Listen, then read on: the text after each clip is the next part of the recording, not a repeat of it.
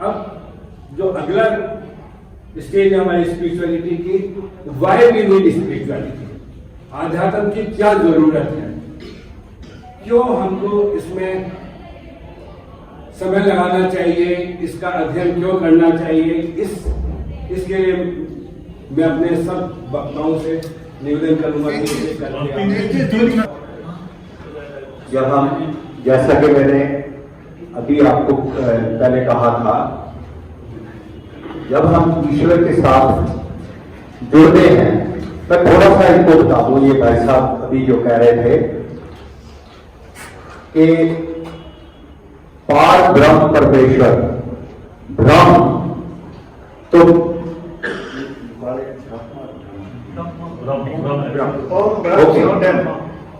ब्रह्म is निर्गुण। जब ब्रह्म में गुण आ जाते हैं तो ईश्वर कहलाते हैं हम। जैसे मैं आपको बताऊं, हवा चलती है, हम वो हवा, उसको हवा बोलते हैं कि ये हवा चल रही है। ठंडी हवा क्यों ब्रीज, हवा बहुत तेज चलने लगी तो वो तूफान हो जाता है। तो जब उसमें ये गुण आ जाते हैं ईश्वर के अंदर, ईश्वर में एक इनहेरेंट पावर होती है, जब वो चाहे अपने अंदर उन गुणों को एग्जिबिट कर सकता है, गुणों को वो अपने अंदर का वो गुण, क्रिएशन का गुण ले आता है ब्रह्म, तो हम उसको ईश्वर बोलते हैं। तो ईश्वर ब्रह्म इसका एक ही चीज है, there is no difference in that. 3 minute से ज्यादा ये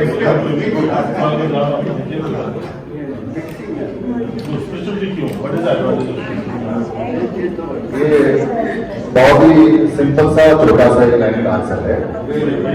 आप ध्यान से देखेंगे तो छोटा बच्चा कभी भी स्वयं अध्ययन नहीं कर सकता, थोड़ा बड़ा बच्चा भी कभी नहीं करता, उसे जरूरत ही नहीं है, क्योंकि उसे कोई कष्ट नहीं है, उसे कोई दुख नहीं।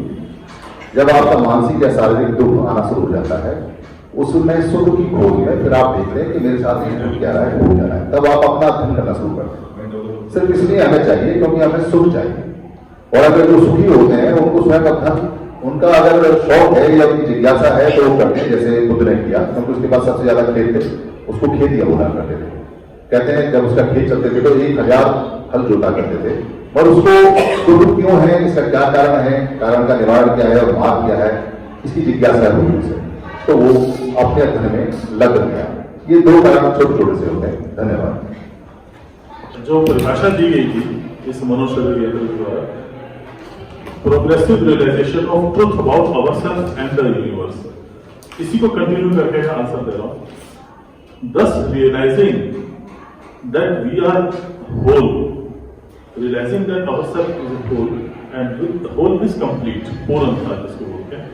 अपने गहरी सच्चाई को जान के ये रियलाइज करना कि मैं अपने आप में पूर्ण हूं और औरों से अलग नहीं। जैसा कि अरोड़ा जी ने बात की, एक एकाकार का भाव, वननेस का भाव आ जाना, और उस भाव के आने से हमारे स्वभाव में ईमानदारी, इंसानियत, प्रेम, करुणा, खुशी, आनंद, सबसे बड़ी बात, वो आनंद जो कि पूरी दुनिया के सुविधाएं पाने के बाद भी नहीं मिलता, वो आनंद से हमारा भरपूर हो जाना, वो अध्यात्म का फायदा है। और आपने इसमें आपके सवाल का जवाब भी मिलता है कि उससे समाज के अंदर जो बुराइयां आ गई, राजनीति के अंदर गिरावट आ गई, करप्शन, क्राइम, वो सारी की सारी चीजें इस एक फायदे में हो जाती है कि जब हमारे अंदर पूर्णता आई, तो पूर्णता के साथ साथ पूर्णता आई और इंटीग्रेटेडनेस आई, दूसरों के साथ जुड़ाव आया। मैं और दूसरे फर्क नहीं है, एक ही है। 2 चीजें आई, पूर्णता और वननेस, उससे इंसानियत, ईमानदारी, प्रेम, करुणा और खुशी और आनंद हमारा अपना स्वभाव हो गया। तो अपने आप समाज की सारी बुराइयां खत्म हो जाएंगी, हम तो आनंद में रहेंगे, हम तो मतलब सुधरेंगे, सारा समाज भी सुधर जाएगा। तो ये बहुत फायदा हो सकता है पूरे समाज को, अगर सही मायने में स्पिरिचुअलिटी हम अब रियलाइज कर पाए। जैसा कि अभी कहा, स्पिरिचुअलिटी को मैं आध्यात्म में, मैं हिंदी में थोड़ा, आध्यात्म क्यों जरूरी है, एक शब्द अपने मन की शांति के लिए अपने आप को हमेशा सुपथ पर अच्छे कार्यों की ओर चलाते रहना आध्यात्म है। जब व्यक्ति आध्यात्मिक हो जाता है, आध्यात्मिक क्या है? उस परमपिता परमात्मा के आदेश का पालन करना आध्यात्मिक है। प्रभु के आदेशों का पालन, मनुष्यों का नहीं, प्रभु के आदेश का, मेरे शब्द पर ध्यान देंगे।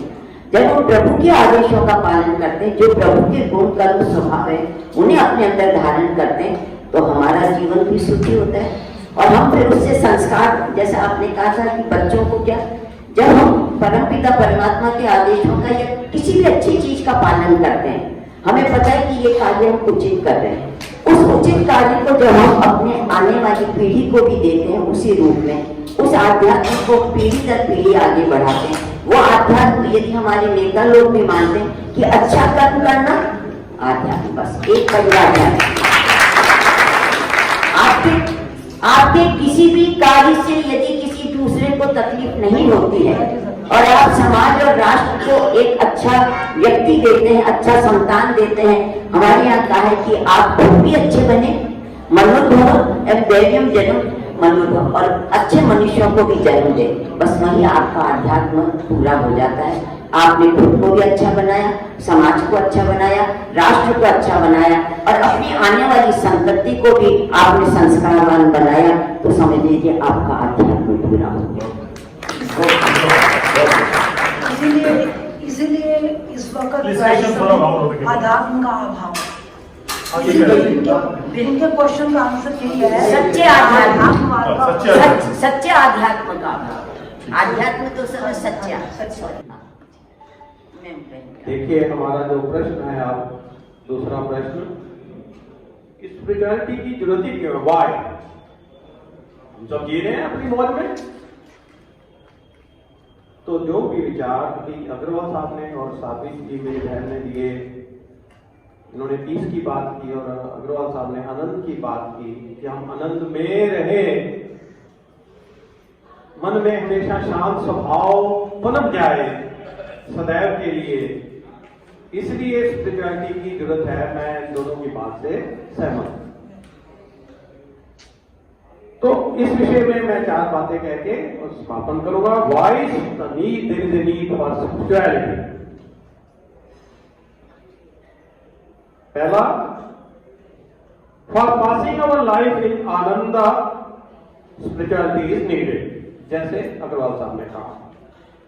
दूसरा, फॉर कंसिडरिंग, अब मैं बौद्ध धर्म की बात को भी सामने रख के बात कह रहा हूं, for considering pains and pleasures, जो इन्होंने वेदनाएं लफ्ज पढ़ता, for considering pains and pleasures on equal footing, ध्यान दीजिएगा, for considering pains and pleasures on equal footing, spirituality is required. Spirituality is required. Third, for overcoming, ध्यान दीजिएगा, for overcoming any fear, for overcoming any fear, including fear of death, spirituality is required, is needed. फिर अगली बात कहूंगा, for knowing and living in ultimate truth, spirituality is required. फिर एक और बात आखिरी में, last but not least, to fill the gap, ध्यान देना, जो इस पर चल पड़े, सब कुछ परमात्मा ने दिया है, परिवार, पैसा, शोहरत, इज्जत, सब कुछ, फिर भी अंदर से सूखापन है। वाई? कुछ खाली खाली है। Y? Yes, very right. From within, to fill the gap, from within, the spirituality is needed. Right. कुछ और जानने की जरूरत नहीं है। मनुष्य जीवन की प्राप्ति है। हम अपने अपने हिसाब से उसकी इंटरप्रिटेशन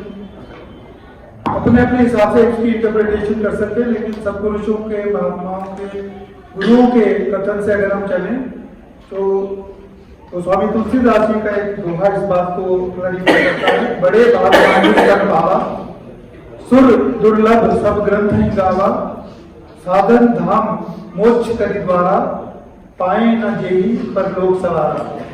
यदि हमारा वास्तविक लक्ष्य हमने अपने लिए समझ लिया, जैसे पहले बात हुई थी, तो उसके बाद में हमें उस तरफ बढ़ने के लिए क्या करना है उसका भी सोचना पड़ेगा। और उसके लिए ही हमें गुरु गोविंद नानक देव साहब का शब्द है, वही प्राप्त मानुष दे हुलिया, गोविंद मिलन की एहो तेरी बलिया, अब राज तेरे किते न काम, मिल साध संगत भज केवल नाम। और कुछ भी हम जो कर रहे हैं वो हमारी उपलब्धि इस दुनिया में वापस छोड़ के चले जाएंगे किसी और के लिए। उसका अच्छा होगा, बुरा होगा, ये हम नहीं कह सकते, लेकिन इतना हम कल्याण करे बगैर अगर जा रहे हैं तो ये हमारे मनुष्य जीवन देने वाले के प्रति हमारी डिसरिस्पेक्ट मैं कहूँगा होगी। जैसे हम इस महाप्राप्ति की बात करें तो इसमें क्या रुकावट आती है। जैसे आप शीशे को देखें, शीशे पर धूल जमी हो, वो हिल रहा हो, तो हमें उसमें अपना चेहरा प्रतिबिंब ठीक से नहीं दिखाई दे सकता। इसी तरीके से जब हमारे अंतःकरण में, जिसका मैंने पहले जिक्र किया, ये 4 चीजों का समूह मन बुद्धि चित्त अहंकार, इसमें अपना प्रतिबिंब हम जब तक मलिन कर्मों का मल, अभिमान का आवरण और संस्कारों की आसक्ति हमें घेरे हुए है, तब तक हम इस महान उपलब्धि की तरफ नहीं चल रहे।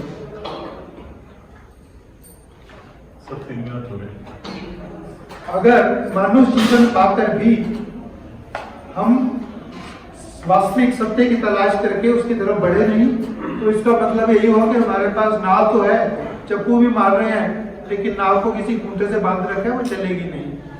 इसलिए हम अपने प्रति जागरूक होकर पहले अपना कल्याण की सोचेंगे, फिर संसार का अपने आप हमारे साथ जो जुड़े होंगे उनका भी कल्याण अपने आप होगा। अपने कल्याण का सोचते हुए अपने कल्याण के मार्ग पर बढ़ने के लिए जो भी हमको अचीव करना है उसके लिए तत्पर रहें। उसके लिए साधनों में बहुत सारी चीजें हम अगले साथ में आएंगी, उस पर बात करेंगे। ओम ब्रह्म सत्य।